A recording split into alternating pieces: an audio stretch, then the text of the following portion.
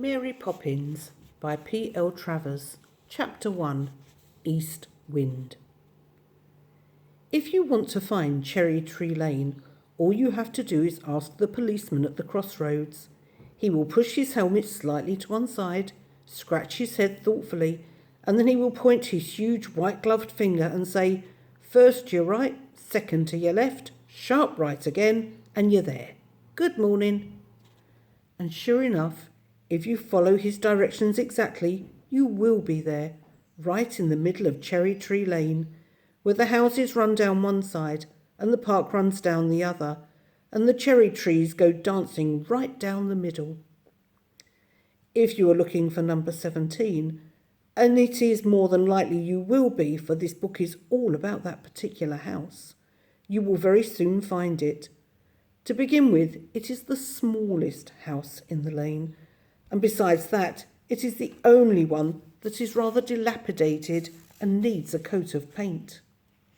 But Mr. Banks, who owns it, said to Mrs. Banks that she could have either a nice, clean, comfortable house or 4 children, but not both, for he couldn't afford it.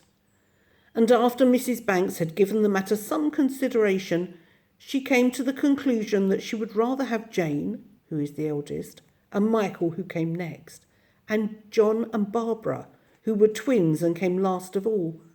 And so it was settled, and that was how the Banks family came to live at number 17, with Mrs. Brill to cook for them, and Ellen to lay the tables, and Robertson to cut the lawn and clean the knives and polish the shoes, and, as Mr. Banks always said, to waste his time and my money.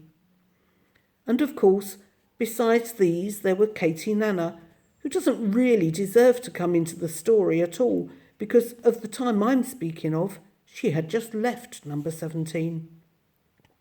"Without a by your leave or a word of warning, and what am I to do?" said Mrs. Banks. "Advertise, my dear," said Mr. Banks, putting on his shoes. "And I wish Robertson would go without a word of warning too, for he has again polished one boot and left the other untouched. I shall look lopsided." "That," said Mrs. Banks, "is not of the least importance. You haven't told me what I'm to do about Katie Nana." "I don't see how you can do anything about her since she has disappeared," replied Mr. Banks. "But if it were me,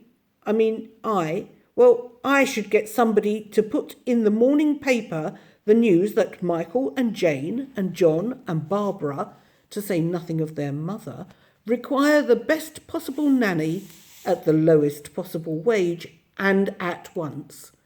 Then I should wait and watch for the nannies to queue up outside the front door, and I should get very cross with them for holding up the traffic and making it necessary for me to give the policeman a shilling for putting him to so much trouble. Now I must be off. It's as cold as the North Pole. Which way is the wind blowing?" And as he said that, Mr. Banks popped his head out of the window and looked down the lane to Admiral Boone's house at the corner. This was the grandest house in the lane, and the lane was very proud of it, because it was built exactly like a ship. There was a flagstaff in the garden, and on the roof was a gilt weathercock shaped like a telescope. "Ha!" said Mr. Banks, drawing his head in quickly. "Admiral's telescope says east wind. I thought as much. There's a frost in my bones. I shall wear 2 overcoats. And he kissed his wife absent-mindedly on one side of her nose and waved to the children and went to the city.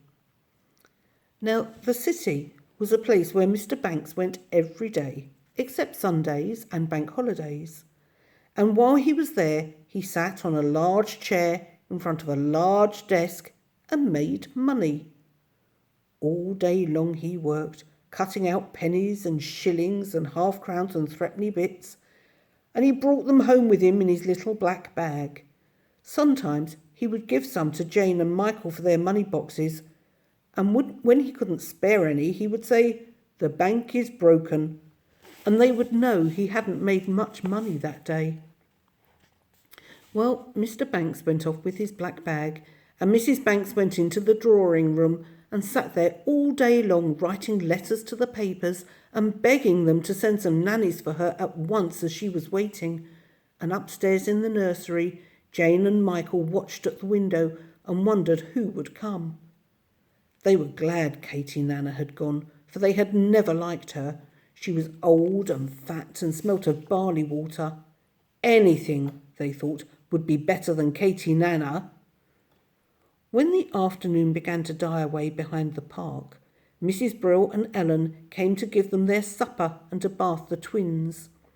And after supper, Jane and Michael sat at the window watching for Mr. Banks to come home and listening to the sound of the east wind blowing through the naked branches of the cherry trees in the lane. The trees themselves, turning and bending in the half-light, looked as though they had gone mad and were dancing their roots out of the ground. "There he is," said Michael, pointing suddenly to a shape that banged heavily against the gate. Jane peered through the gathering darkness. "That's not Daddy," she said. "That's somebody else."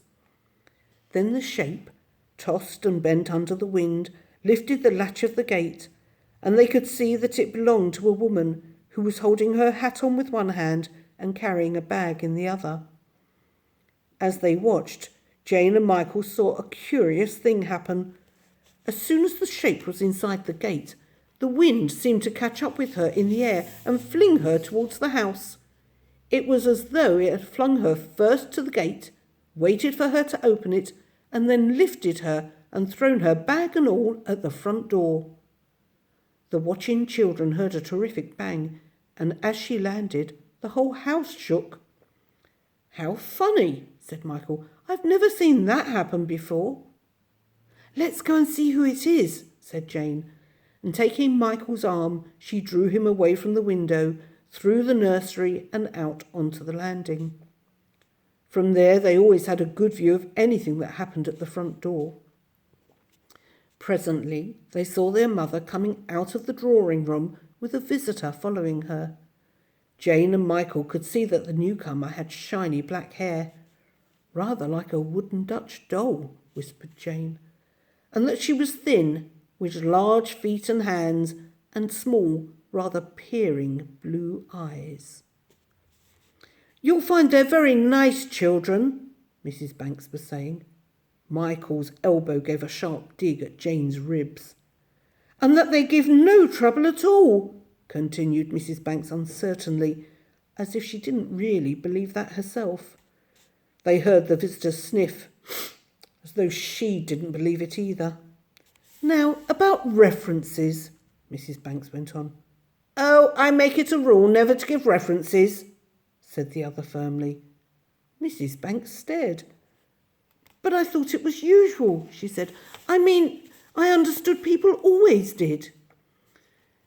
"A very old-fashioned idea to my mind," Jane and Michael heard a stern voice say. "Very old-fashioned, quite out of date." Now, if there was one thing Mrs. Banks did not like, it was to be thought old-fashioned. She just couldn't bear it. So she said quickly, "Very well then, we won't bother about them. I only asked, of course, in case you required it. The nursery is upstairs." And she led the way towards the staircase, talking all the time without stopping once. And because she was doing that, Mrs. Banks did not notice what was happening behind her. But Jane and Michael, watching from the top of the landing, had an excellent view of the extraordinary thing the visitor did now. Certainly she followed Mrs. Banks upstairs, but not in the usual way. With her large bag in her hands, she slid gracefully up the banisters and arrived at the landing at the same time as Mrs. Banks. Such a thing, Jane and Michael knew, had never been done before. Down, of course, for they had often done it themselves. But up? Never. They gazed curiously at the strange new visitor. "Well, that's all settled then." A sigh of relief came from the children's mother. "Quite, as long as I'm satisfied," said the other, wiping her nose with a large red and white handkerchief. "Why, children," said Mrs. Banks, noticing them suddenly. "What are you doing there? This is your new nurse, Mary Poppins. Jane, Michael, say how do you do? And these," she waved her hand at the babies in their cots, "are the twins." Mary Poppins regarded them steadily, looking from one to the other as though she was making up her mind whether she liked them or not. "Will we do?" asked Michael. "Michael, don't be naughty," said his mother. Mary Poppins continued to regard the 4 children searchingly. Then, with a loud sniff that seemed to indicate she had made up her mind, she said, "I'll take the position." "For all the world," said Mrs. Banks to her husband later, "as though she was doing us an honour." "Perhaps she is," said Mr. Banks, putting his nose round the corner of the newspaper for a moment and then withdrawing it very quickly. When their mother had gone, Jane and Michael edged towards Mary Poppins, who stood, still as a post, with her hands folded in front of her. "How did you come?" Jane asked. "It looked just as if the wind blew you here." "It did," said Mary Poppins briefly, and she proceeded to unwind her muffler from her neck and take off her hat, which she hung on one of the bedposts. As it did not seem as though Mary Poppins was going to say any more, although she sniffed a good deal, Jane too remained silent. But when she bent down to undo her bag, Michael could not restrain himself.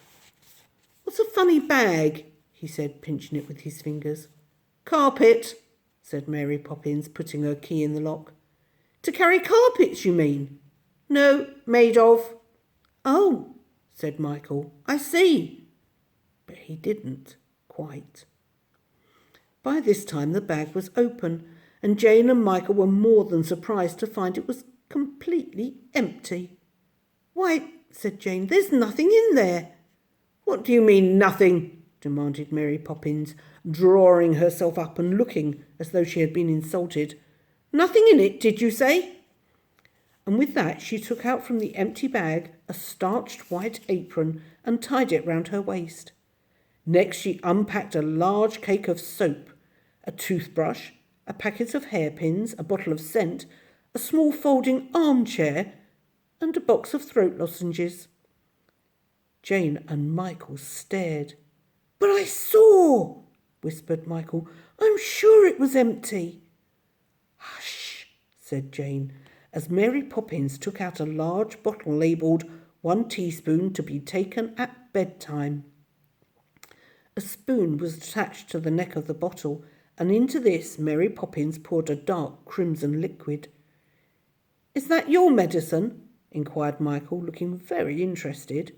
"No, yours," said Mary Poppins, holding out the spoon to him. Michael stared. He wrinkled up his nose. He began to protest. "I don't want it. I don't need it. I won't." But Mary Poppins' eyes were fixed upon him, and Michael suddenly discovered that you could not look at Mary Poppins and disobey her. There was something strange and extraordinary about her, something that was frightening and at the same time most exciting. The spoon came nearer. He held his breath, shut his eyes and gulped.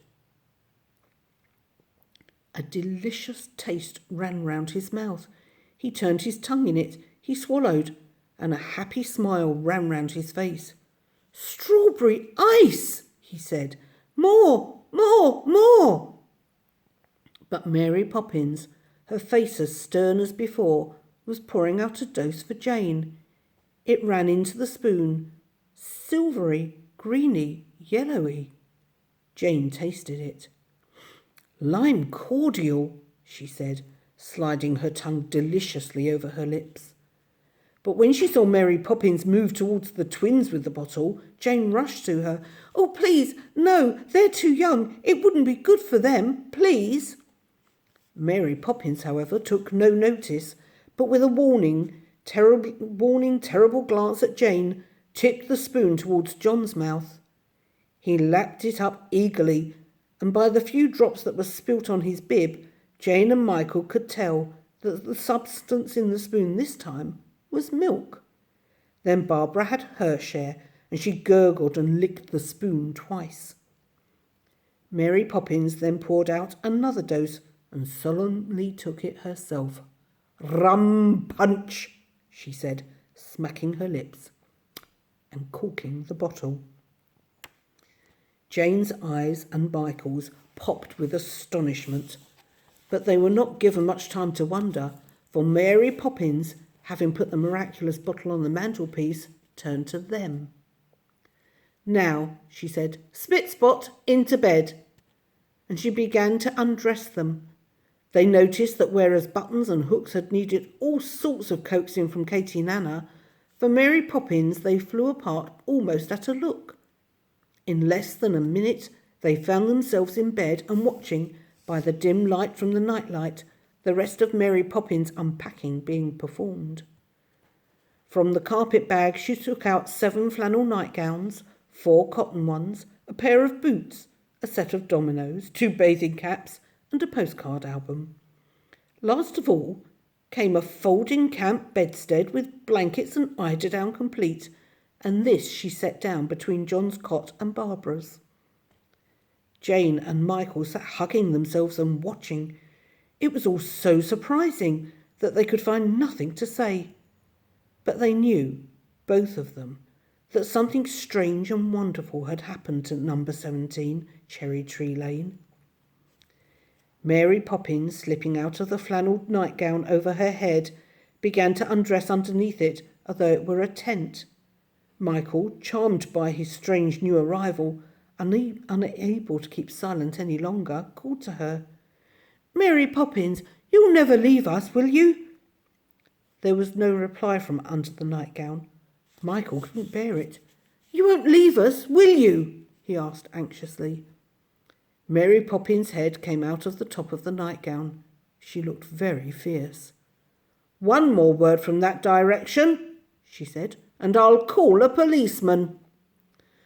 "I was only saying," said Michael meekly, "that we hoped you wouldn't be going away soon." He stopped, feeling very red and confused. Mary Poppins stared from him to Jane in silence. Then she sniffed. "I'll stay till the wind changes." And she blew out her candle and got into bed. And that is how Mary Poppins came to live at number 17 Cherry Tree Lane. And although they sometimes found themselves wishing for the quieter, more ordinary days when Katie Nana ruled the household, everybody, on the whole, was glad of Mary Poppins' arrival.